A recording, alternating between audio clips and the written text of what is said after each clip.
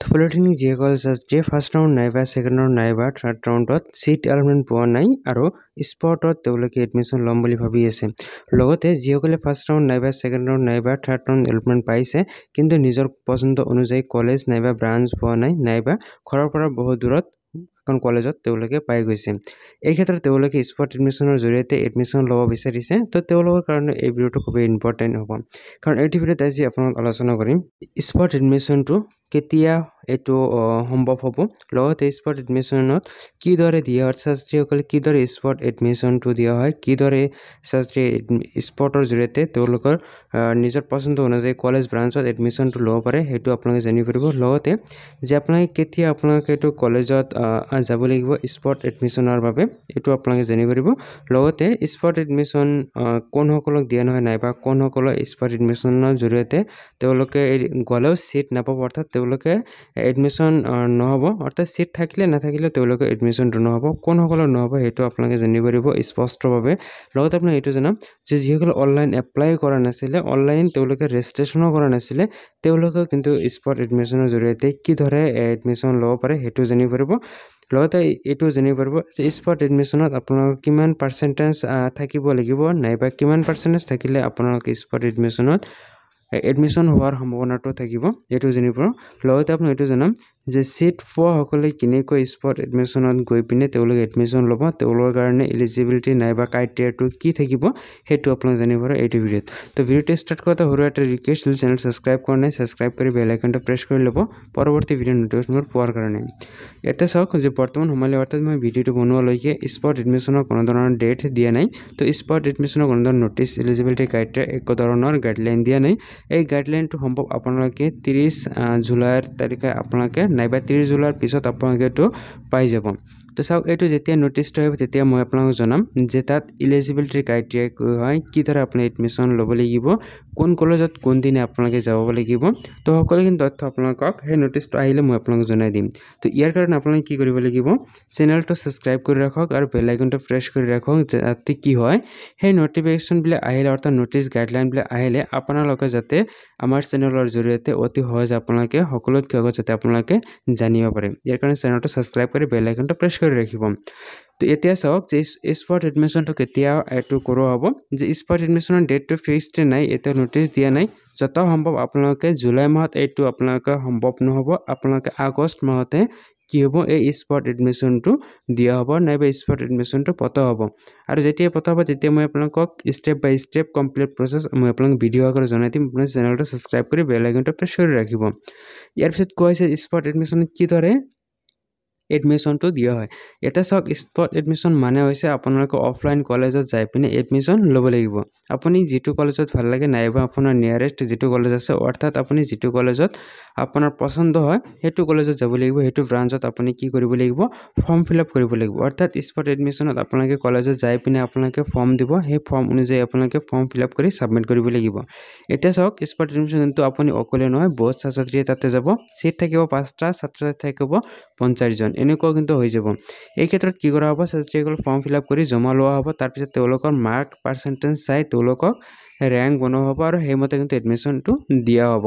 তো ইয়াৰ পিছত কোৱা হৈছে যে কেতিয়া কলেজত যাব লাগিব স্পট এডমিশ্যনৰ কাৰণে। তো চাওক এই কুৱেশ্যনটো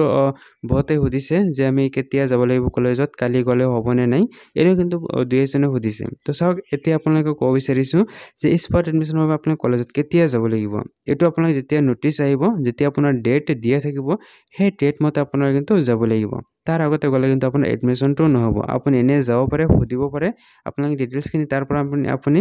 ল'ব পাৰে, কিন্তু এডমিশ্যনটো নহ'ব। স্পট এডমিশ্যনটো তেতিয়া হ'ব যেতিয়া ডেট দিয়া থাকিব, সেই ডেট মতে যাই পিনে আপোনাৰ এডমিশ্যনটো ল'ব লাগিব। ইয়াৰ পিছত কোৱা হৈছে যে কোনসকলৰ স্পট এডমিশ্যনটো নহ'ব। এতিয়া চাওক কিছুমানৰ স্পট এডমিশ্যন নহ'ব যিসকলে এলিজিবিলিটি ক্ৰাইটেৰিয়াৰ বাহিৰত আছে। তো এলিজিবিলিটি ক্ৰাইটেৰিয়া ইয়াত বহুতকেইটা কথা আহিছে। তো যিসকলে এলিজিবিলিটি ক্ৰাইটেৰিয়াৰ ভিতৰত নাই তেওঁলোকে কিন্তু নোৱাৰে।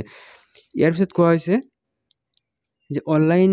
এপ্লাই নকৰাসকলে কেনেকৈ স্পট এডমিশ্যন ল'ব লাগিব। তো চাওক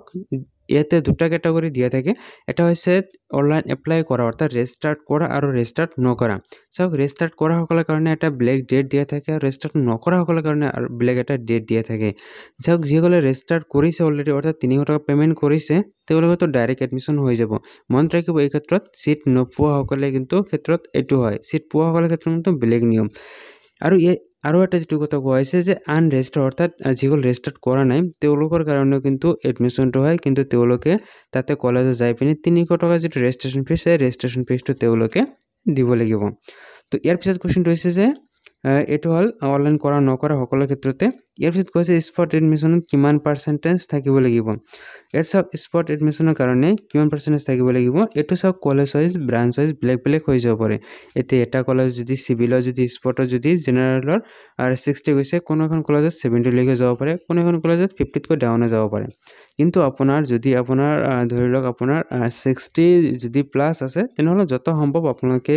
এডমিশনটো পোৱাৰ সম্ভৱ থাকি যাব আৰু যদি 60 কৈ যদি আপোনাৰ কম আছে তেনেহলে কিন্তু আপোনালোকে পাই যাব কিন্তু আপোনালোকে সকলো কলেজতে গলে আপোনাৰ কিন্তু এটো চান্স নাপাব বিশেষকৈ কিছুমান কলেজ আছে যিবিলাক কলেজত পাৰ্সেন্টেজটো কম হয় আপুনি হেবিলাক কলেজত যাই পিনি এডমিশনটো ল'ব লাগিব যদি আপোনাৰ তেনেকুৱা পাৰ্সেন্টেজ কম আছে তেনেহলে আপোনালোকে কমেন্ট কৰি জনাব মই সেই বিষয়ে আপোনালোকক আৰু এটা ভিডিও দিবলৈ চেষ্টা কৰিম